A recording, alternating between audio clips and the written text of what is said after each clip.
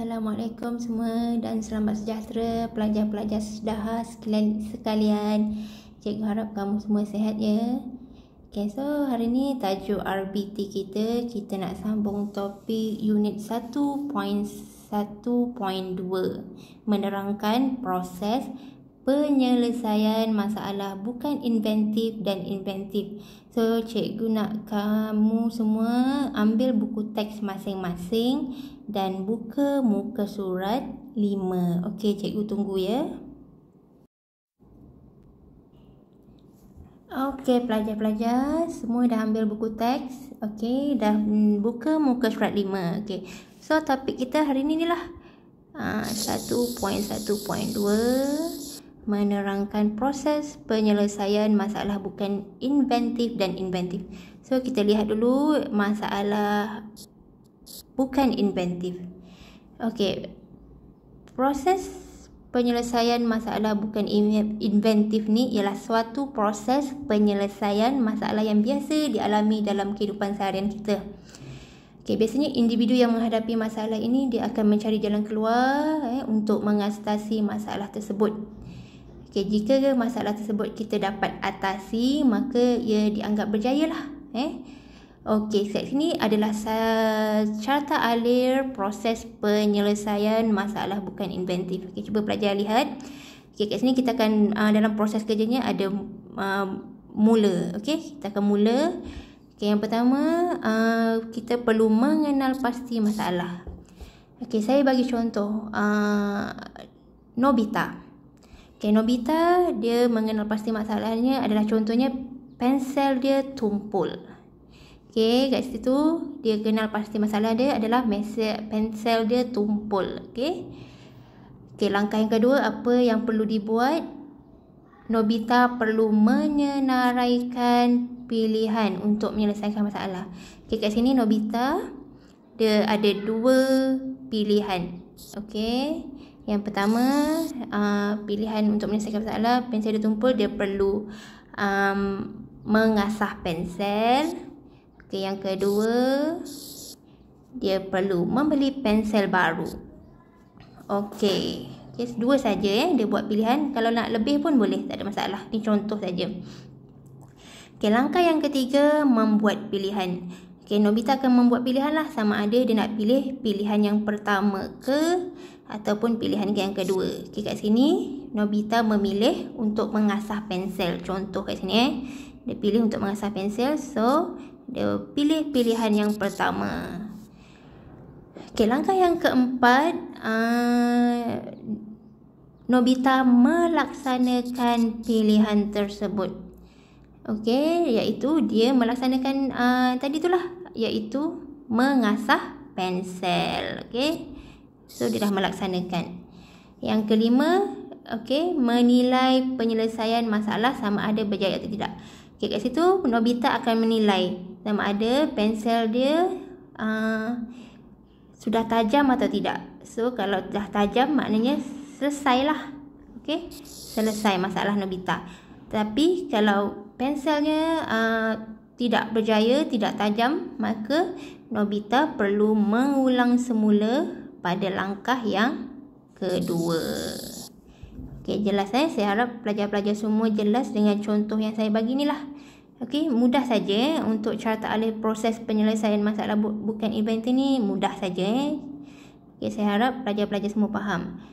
Okey, kita masuk pada topik yang seterusnya iaitu masalah inventif.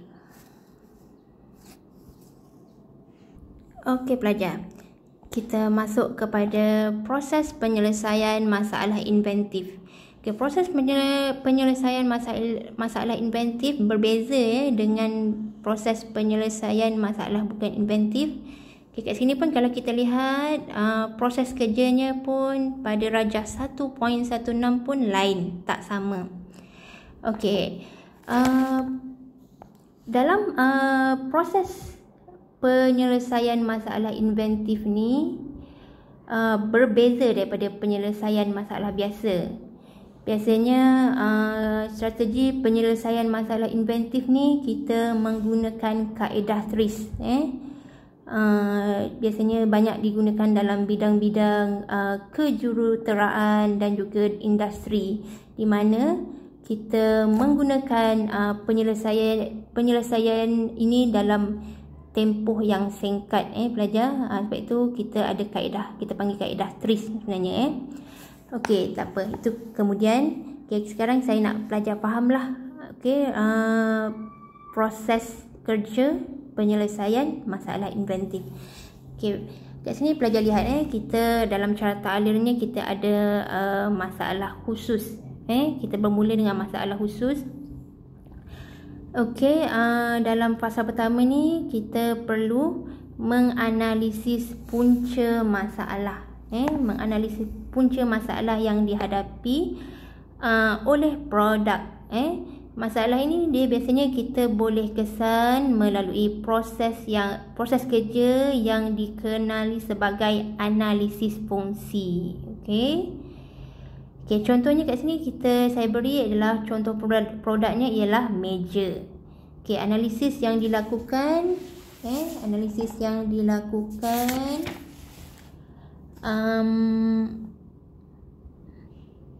dengan menjelaskan fungsi setiap bahagian sebuah meja. Analisis fungsi ini dibincangkan dengan lanjut kita akan bincangkan pada tajuk yang seterusnya lah. Analisis ini dilakukan sehinggalah punca masalah dapat dikenal pasti. Itu adalah pada bahagian analisis. Pelajar lihat pada fasa yang kedua, iaitu memodelkan masalah. Ini fasa yang kedua, memodelkan masalah dengan menggunakan konsep percanggahan fizikal. Kita guna contoh yang sama juga, iaitu meja. Dalam memodelkan masalah ni, contohnya meja perlu berat. Meja perlu berat, iaitu pada bahagian kaki meja ini perlu ditukar kepada besi untuk menjadi lebih kuat bagi menampung beban yang tinggi dan perlu ringan untuk mudah dialihkan. Percanggahan fizikal dalam kes ini ialah meja perlu berat dan ringan.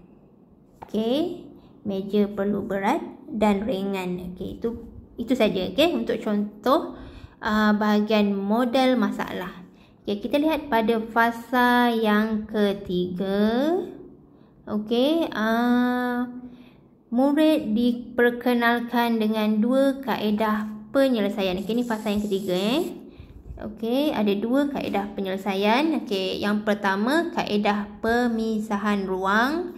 Yang kedua, kaedah pemisahan masa.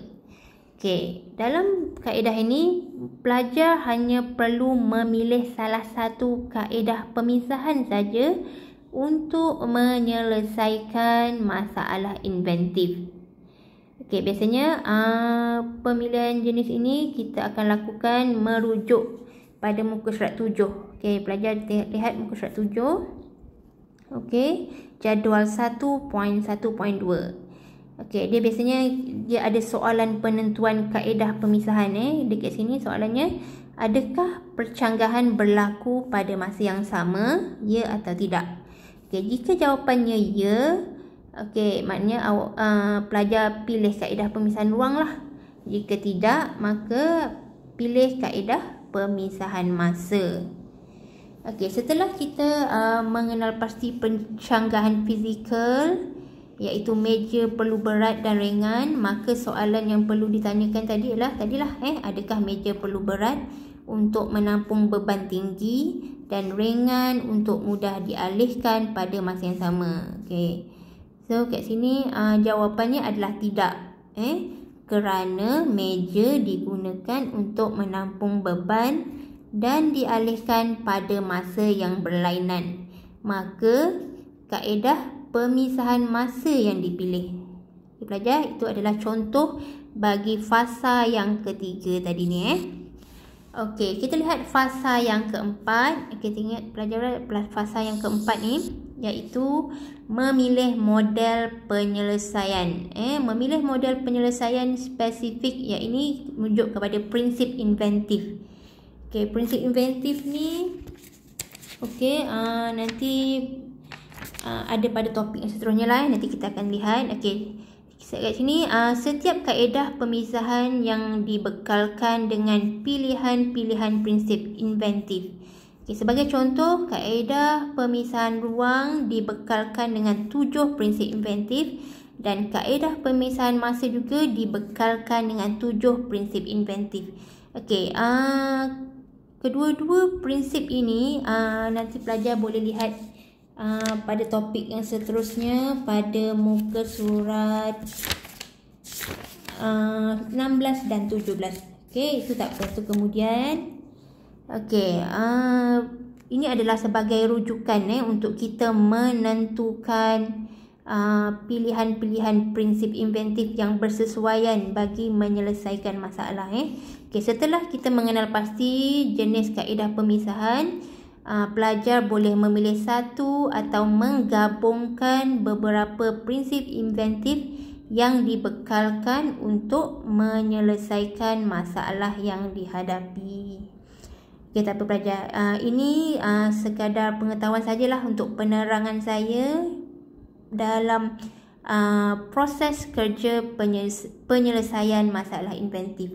Okay, tak apa. Hari ni saya nak pelajar faham saja untuk dua proses kerja rajah masalah bukan inventif dan juga masalah inventif. Okay, lepas ni saya nak pelajar-pelajar cuba jawab soalan kuis, di mana kuis ini ada melibatkan kerja-kerja PBD untuk kami guru-guru catat pada rekod kami. Okey, saya harap lepas ni pelajar cuba jawab soalan yang saya kongsikan di WhatsApp. Okey pelajar, terima kasih untuk hari ini. Terima kasih. Assalamualaikum.